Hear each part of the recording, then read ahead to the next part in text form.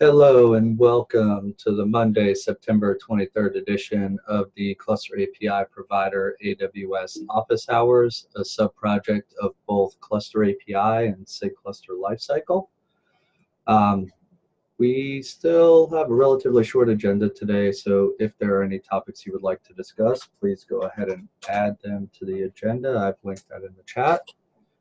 To start with, I wanted to start with a couple of PSAs. Biggest one is the cluster API planning was last week. We are still working on providing a summary, and I believe Vince is actually going to be working on that and is looking to have something present at the weekly cluster API meeting as far as a brief overview of what happened during the planning.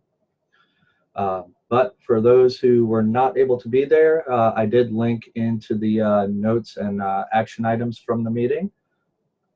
And I did want to just, well, I'm not going to go over it all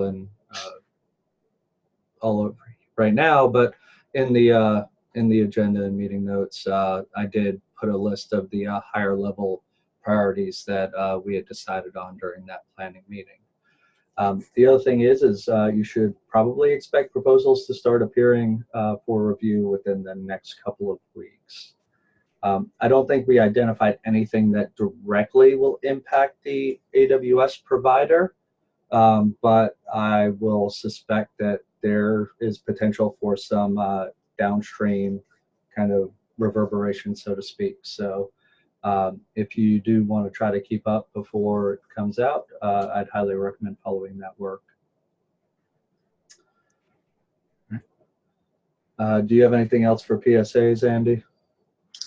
No, I don't think so. Okay. All right. Next item on the agenda is mine. We're looking at aligning the image building process that we currently have for V1 Alpha 1 and V1 Alpha 2. Basically, what we're trying to do is currently V1 Alpha 1 requires a fork of Cloud Init with the kubeadm module installed. V1 Alpha 2 does not, but the image builder that we use to build images for both of them today uses the fork. And we're looking for at least the V1 Alpha 2 and forward work to remove the use of that fork. So we basically have two options that we're looking at, and that is one, to use two different image builders for V1 Alpha 1 and V1 Alpha 2, and changing the naming convention that we're using for those. We would probably not like to pursue that route because that means we're maintaining basically two different image builders. The upgrade, if somebody's upgrading from V1 Alpha 1 to V1 Alpha 2, there's not really a clean way to upgrade that as well. You're looking at basically you'd be running on different OS images based on if the cluster was brought up on V1 Alpha 1 and V1 Alpha 2. So the work that we're looking at doing potentially is to backport the changes needed to use the upstream Cloud Init to V1 Alpha 1. So unless anyone has objections with that latter approach, that's probably the path we're going to take with that.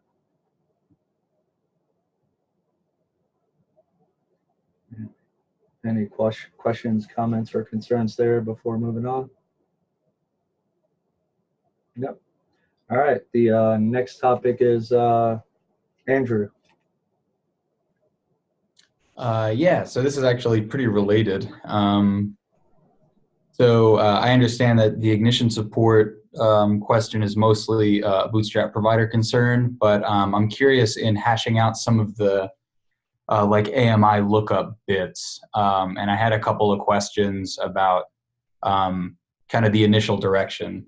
So for one, like CoreOS patterns and container Linux patterns are not really in favor of like just making a bunch of AMIs and switching between them. The best practices are typically to like pull in the official AMI always and then use systemd units to configure what happens on boot. However, the concern is that this is vastly different from the way that the AMIs work in Cluster API today. We have a different AMI per Kubernetes version where kubeadm is pre-baked. So the question is around, should we just declare bankruptcy and make a bunch of AMIs and just go with that? Or is this something that we could potentially support at some point?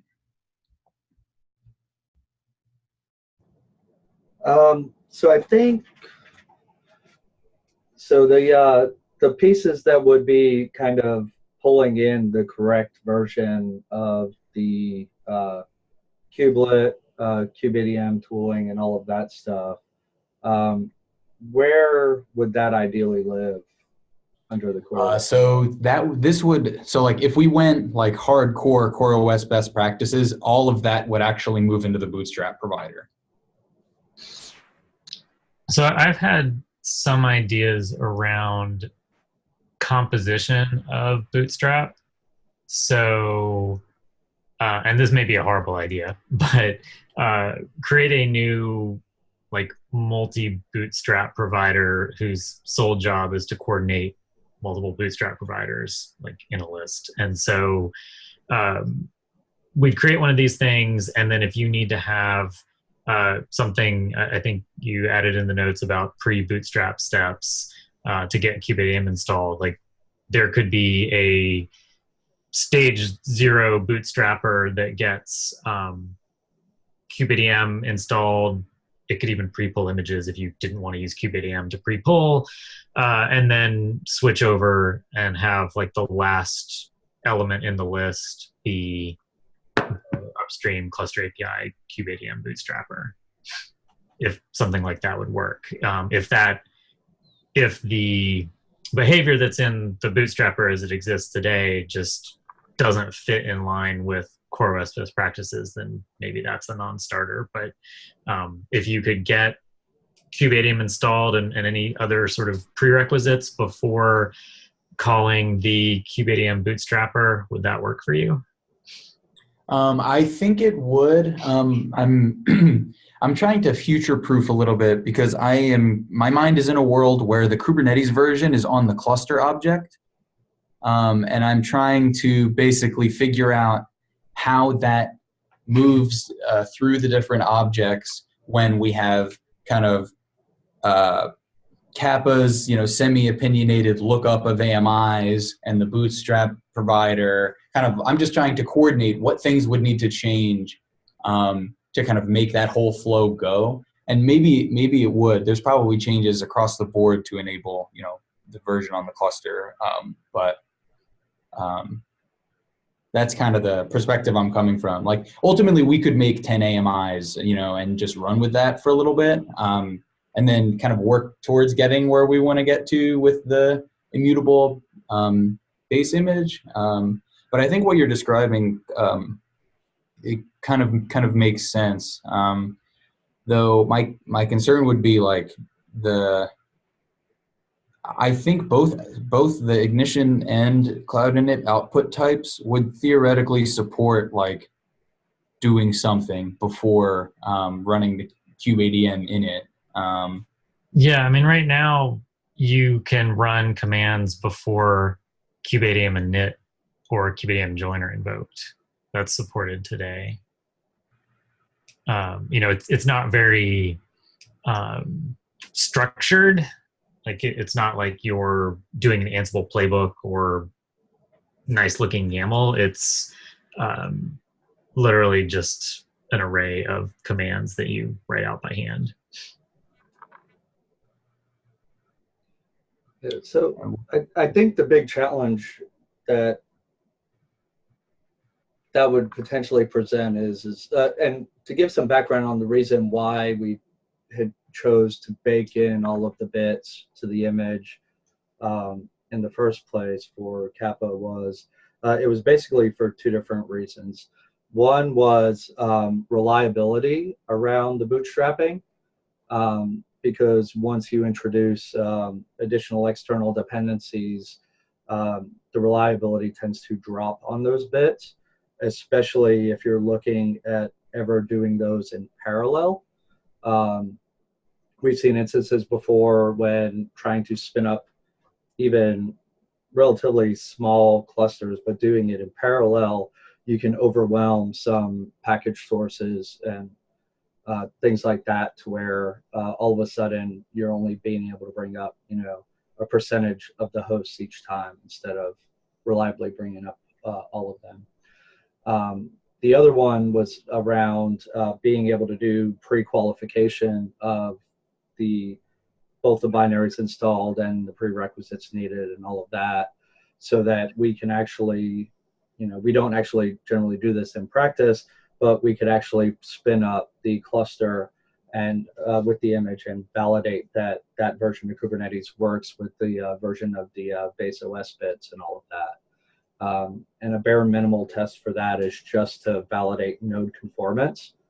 But you can actually spin up a full entire cluster and do a full conformance test on it before starting to consume those by clusters. And when you're doing it on the fly, it becomes a little bit harder to do that type of validation.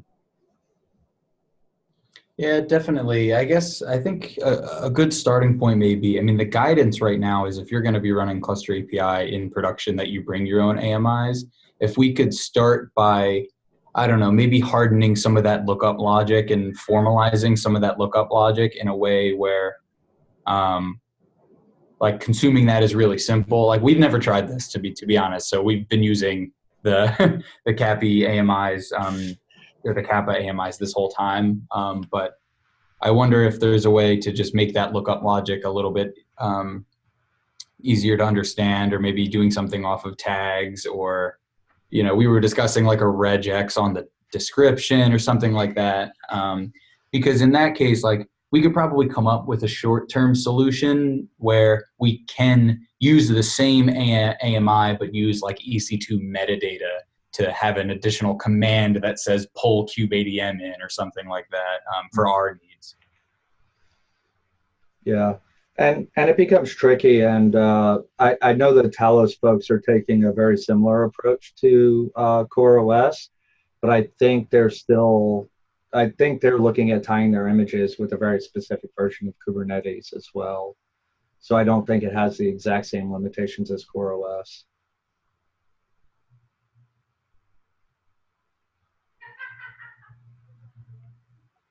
Works for me.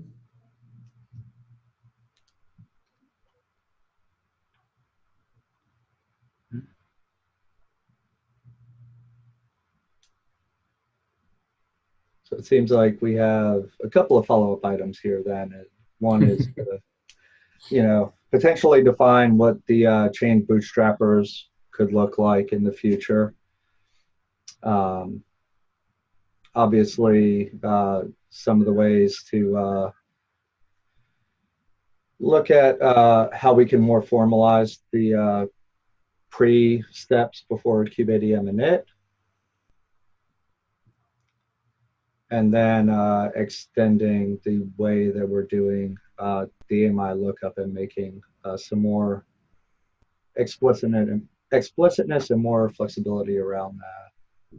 Is there any interest in adding some knobs to the image builder so that it doesn't pull in Kubernetes and bake in all the stuff?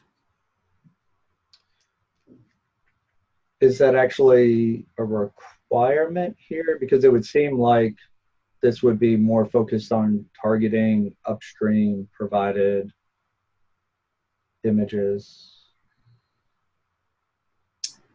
It sounded to me like Andrew is interested in possibly having upstream images that don't have everything baked in, or did I misinterpret what you're looking for, Andrew, and you just want to build them all yourself? No, well, so we don't want to build any is the real deal. We want to pull the official CoreOS AMI and go from there. But we don't. There's a ton of things that have to happen to enable that.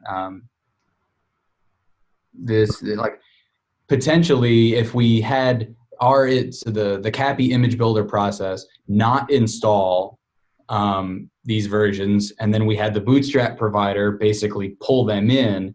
I have concerns about making that the official path for everything. So like it would be great for us, but I don't know if that's the right way, the right approach for the project as a whole to take. Yeah, and I wouldn't necessarily change the default. I was just curious if it would be a useful flag or whatever to allow you and others to possibly get images that don't have the bits baked in. Where would we potentially draw that line between what we do in the image builder versus what we do today versus install the binaries? Would we still potentially set up some of the like syscontrol flags and some of those other things that we do there outside of installing the binaries? Or Yeah, I don't know. Because then you're basically prepping the image to run Kubernetes from a syscontrol configuration standpoint, but you're not installing Kubernetes. Yeah, I'm just wondering what value the image builder brings to the table if we're not actually installing.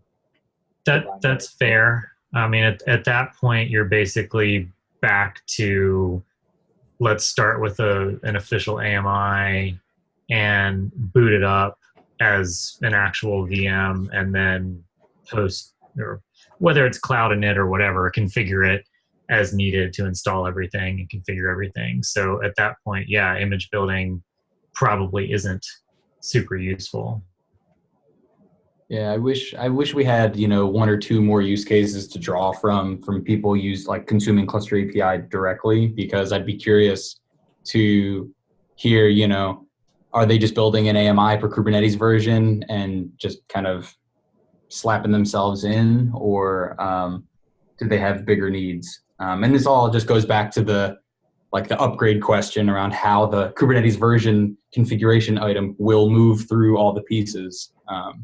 Yeah, and with pretty much every client I've ever worked with when I was in consulting and my experience in engineering for the past several years, I've yet to find somebody who says, yeah, that like base CentOS AMI is just perfect. Like everybody customizes everything, and especially when you're in corporate environments, they are doing golden images that are built in-house.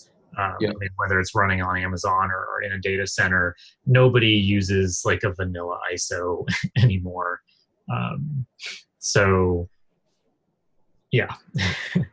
So I think one thing here would be some of the work that Daniel and Platform 9 have done around the SSH provider. It has a very similar type of use case where they expect to be able to bootstrap it on demand, because they're expecting that they just have a pool of hosts that just have like an OS type install, and you install the proper version of Kubernetes and stuff on provisioning. So I think there are other use cases that have been presented in the community that could also benefit from this work too.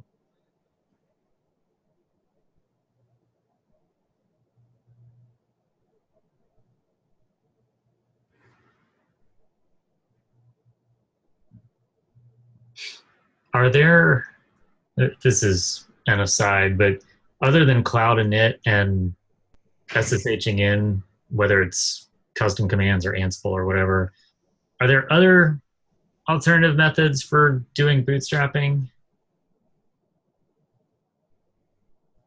You can build images. Yeah, but I mean, you still have well, I guess you could do one image per cluster with your certs baked in, but the reason I'm asking is along the lines of status reporting and the fact that there is no status when it comes to cloud init, and it is possible to SSH into a machine and figure out why is it stuck bootstrapping, but it's it would be nice if we had a relatively universal bootstrapping mechanism where we could report status on the bootstrapping.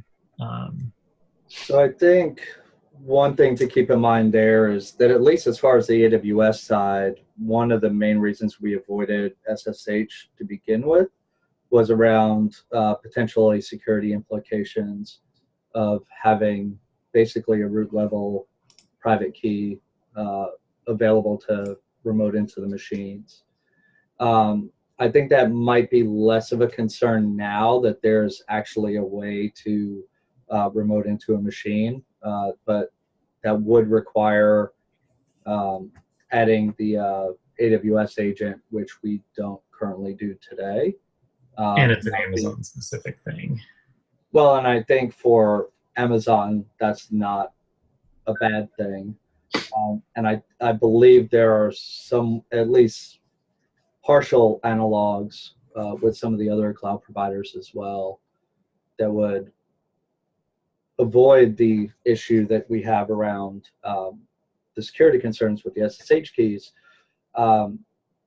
But then the other downside is that by moving to that SSH base, we introduce some of those scale concerns and unreliability of requiring some of these bootstrapping pieces at runtime. Yeah, I wasn't thinking about the security aspects, but certainly makes sense. But it's also going to be likely to be the only option for certain use cases like bare metal provisioning. Anyways, that was just an aside. All right. We should probably assign some of these action items. I think the Bootstrap provider chaining is something that somebody could prototype, and if it looks good, we could maybe do a KEP for an official one. But I don't think, like, unless y'all want to do it, Andrew, for right now, like, I don't know that there's any immediate need to do it. Yeah, I don't think that's the only way, or rather, I feel like there are hackier ways I would like to try first of achieving the goal. I'm curious about that. I don't have time for it, but if you could, I don't know if there's like an issue you were thinking of writing up or more words about that. On the details? Yeah. Yeah, I mean, it was just, rather than using just the KubeADM Bootstrap provider as your only provider, if you had other things you wanted to do as part of bootstrapping, you would have the bootstrap ref pointing to a chain bootstrap provider, and then in your chain config, you would just have an array of actual bootstrap providers. And so spec and status. So you'd have, let's say, we'll keep it simple. Let's say there's like two things you want to do. Step one is install KubeADM with the CoreOS way, and step two is you want to run CabPK. So you just have two elements in an array in the spec. The first one being install KubeADM, the second one being run CabPK, and then you'd get status for both of them, and then that would bubble up back to the machine status. The problem that is solving would be doing setup before the actual installation. It's one way to achieve that goal. Yeah, I mean, we also, as we pointed out, we also have the pre-run commands that. Right. Yeah. That would be more flexible though. But yeah, okay, cool. Thanks for the clarification.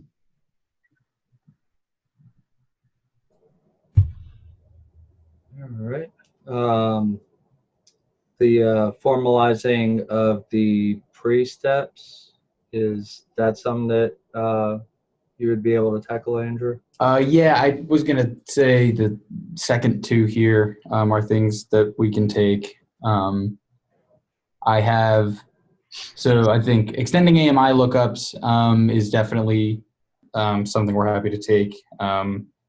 The predefined steps. I just want to do a little research first on potential solutions. I'm trying to understand better, why, or I guess I haven't looked at the image builder repo very much, so I don't know exactly what it does. So we have to kind of look at that a little bit and see what it does and see, because basically we want to do everything the image builder does, but basically in the Bootstrap provider, for lack of better phrasing. So yeah, so that's perfect wording. All right, great. All right, that brings us to the end of the defined agenda, other than the backlog grooming and triage. Anybody have any other topics before we move on to that? Nope. All right, over to you, Andy. Cool. Thanks, Jason. Let's go over here. So these are the open issues with no milestone for Kappa. So first one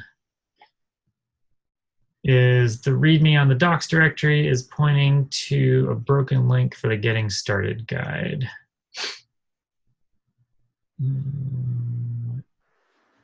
It says click. All right, well, I will suggest that we do help and good first issue on this one, assuming it is legitimately a problem. Sound good, y'all? And in terms of milestones, fine on next. I think this one might actually be resolved already. Let's see. So he said the README is pointing to a broken link for the quick start.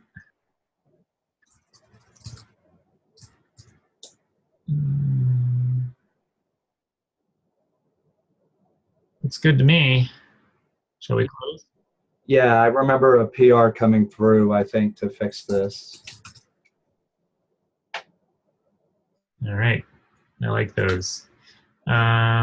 Okay, this one, make the webhook server port configurable via flag. So this was, there was a PR, I don't remember if it was for Cappy or Kappa. You can click the description, the first link in the description actually points you to the PR. That's right. Yeah, so somebody was trying to do, to add validating webhooks to Kappa, and one of the changes that they made was to change the user, or maybe they took it out. It was to change the user in the Docker file from nobody to root.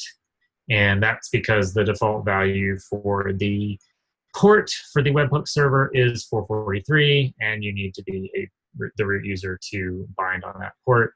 So this is just about making it configurable.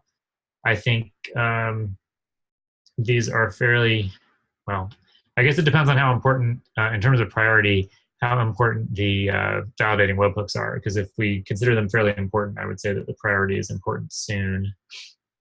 And we do have somebody interested in working on it.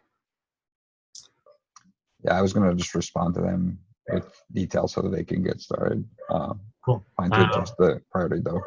Yeah, so I'm going to adjust the priority to soon, and we will get this in, I think, let's see, are we all cool with doing this in 04? It will potentially, depending on what we're validating, make things that were allowed today not be allowed on existing objects in the future if we make validation more restrictive, which presumably this is, because it's going from no webhook validation to webhook validation. So I think anywhere we would be adding validation to would be avoiding harder to troubleshoot issues that would result anyway. Yeah, the one concern, at least for proper Kubernetes APIs that are governed by the Kubernetes API policies, which we're not at this time, is if you have an object, AWS machine, and it's currently, like you've created it, it's in etcd, and then you add a validating webhook or you add some additional validation that is more restrictive than what was originally allowed, then you end up with an object that is no longer valid under the new validation rules. And so you potentially could end up with a reconcile loop that's, I don't know, patching the AWS machine or attempting to, and it fails because there's some invalid data in there. Like, I'm generally in favor of just saying, yeah, it's okay to do this in 0.4, but we also could decide that we want to hold this off until later. Well, and even if we say that we don't want to allow the validating webhooks, we would still, if we wanted to take advantage of CRD migration webhooks in that time, like introduce that. That should probably be in The conversion before we webhooks? get there. Yeah, I think that's different. Like the validation thing is about being more restrictive. Where are you thinking with conversion on them? Well, what I'm saying is this, even if we wanted to just be able to take advantage of either the conversion webhooks or even mutating webhooks, which wouldn't introduce additional strictness around the validation, this would still unblock that within this release Yes. cycle. Okay. So totally agree.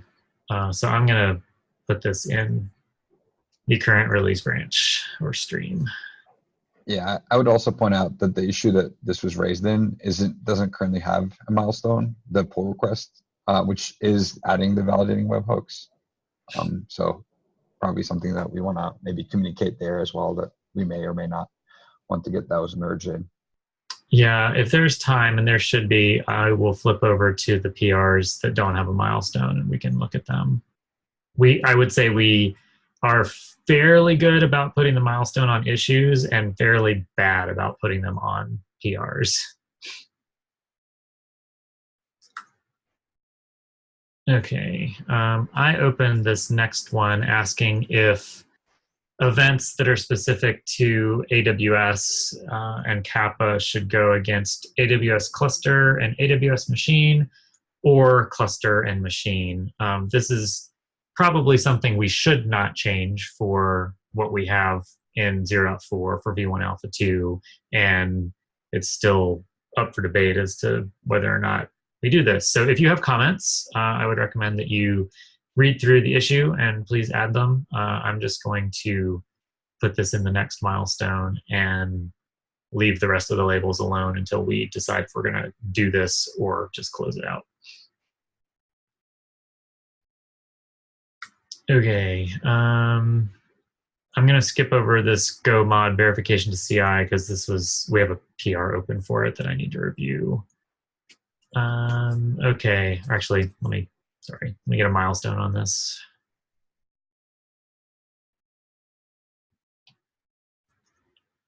Okay, we have bring your own security groups. So we had a conversation, 2 weeks ago with this Andrew about it, right? So they have tightly controlled AWS accounts. They generally can't really do much. They certainly can't grant. They can't create new security groups. They can't really do much with IAM for managing that. So they want to be able to predefine security groups and then just say use these instead of having Kappa deal with them. I don't know if this would end up being a backwards compatible change or a breaking change in the API, so it's probably worth seeing a proposal from Andrew or whomever's interested in writing this up to see if they can have some ideas around what this would look like. I mean, we have proposals to add an optional create security groups Boolean to the network spec in AWS cluster. It would default to true, which may or may not be difficult. And when set to false, the controller would not attempt to create security groups and instead only use the groups defined in additional security groups.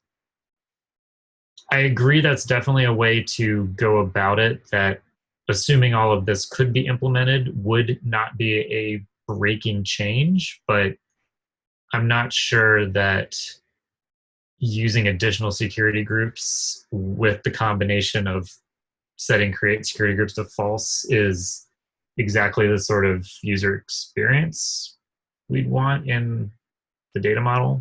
I don't know. Yeah, I would agree.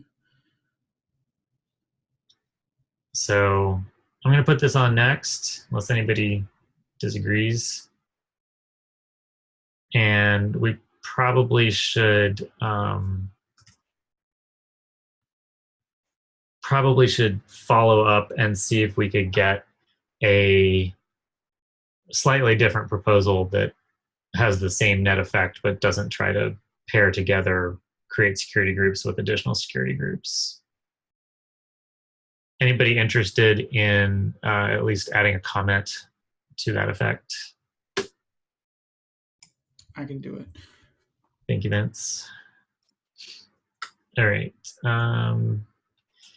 So we had a request to modify the deployment that is in our manifest to use host networking for the Kappa manager pod.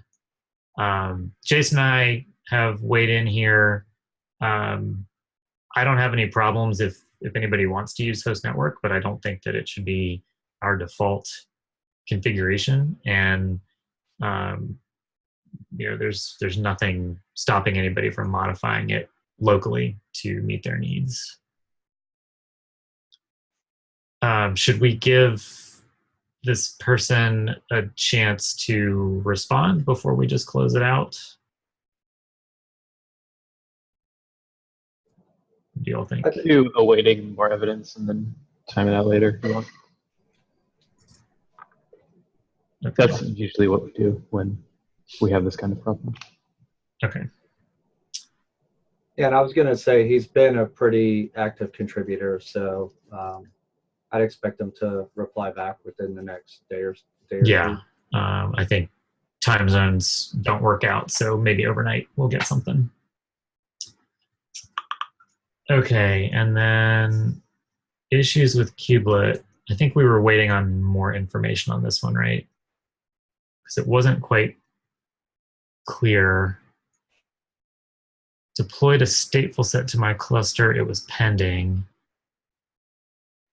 And I'm confused why you would SSH into a machine and just type kubelet and run it like that.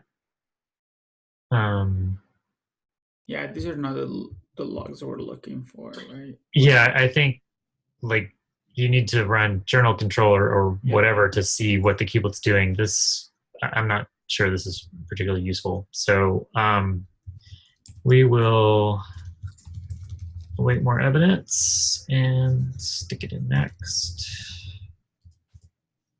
And cluster network field has always been overwritten. Jason and Vince, it looks like you all have comments on this. Is this an actual bug or? I don't think it's a bug. It's more of a feature addition. This looks like Alpha 1 code because I went in here and updated everything that did anything with additional tags. This is still there, I think.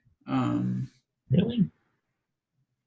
Somewhere. I definitely looked it up last time. So like the long story short here is that like you cannot set tags on a subnet because we will override them. And so even if you specify tags in your subnet, we'll just ignore them. So that's potentially a little bit of a breaking change of what we do today. And well, I guess the question that I have is did we intend that when we exposed that tags field, that did we expose that tags field intentionally versus unintentionally? So this is what the code looks like now, where the additional tags comes from the scope, which comes from AWS cluster. Yeah, but they want to set, that's why I was saying like this is kind of related to the other 142, which is they want to add like a specific tag only to the load balancer. We don't have that today. Was this the same person? Yeah. Ingress controller. Yeah, I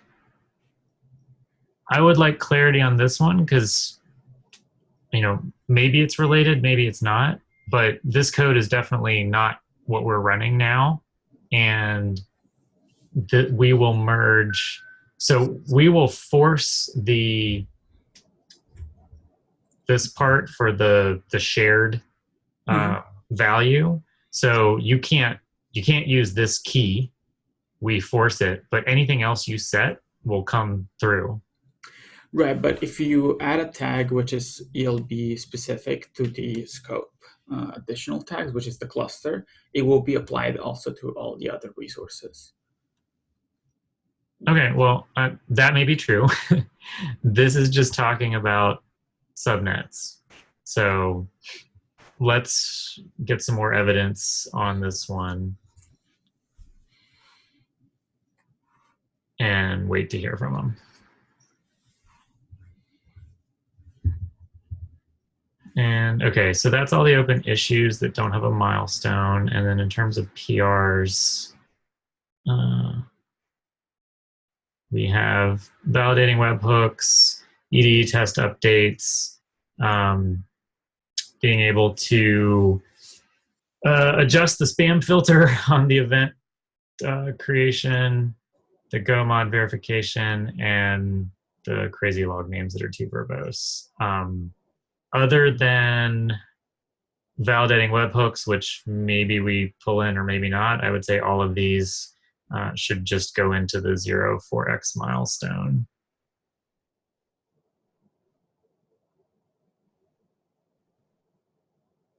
And then we can decide. I don't even remember. Oh, this moved I remember what this is doing.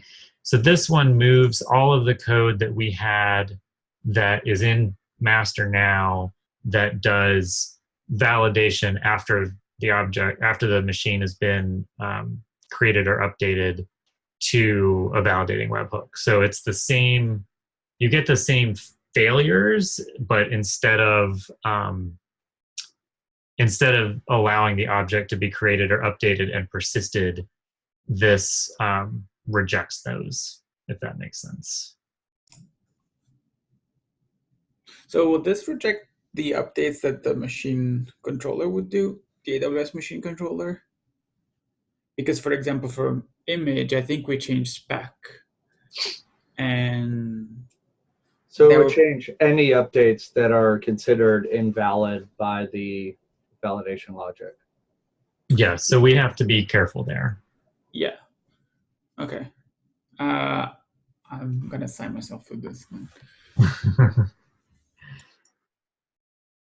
I'm happy to put this in the milestone. Like I said before, I think it's a better user experience, and I mean, we all expect that Alpha 2 is a transitional version. So if you end up with a cluster, or an AWS cluster, or AWS machine that the validating webhook is breaking for you, you can either fix the data so it can be validated, or delete the thing, or just don't deploy the validating webhooks for right now.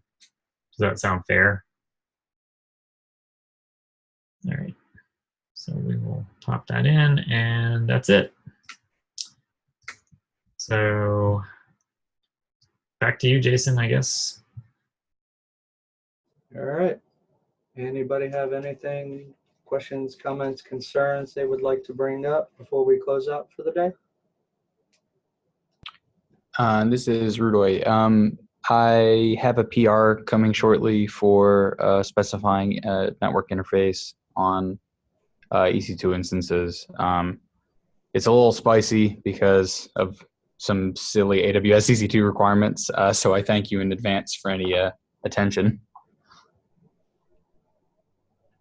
Yep, and this is one that we talked about with pre-existing ENI.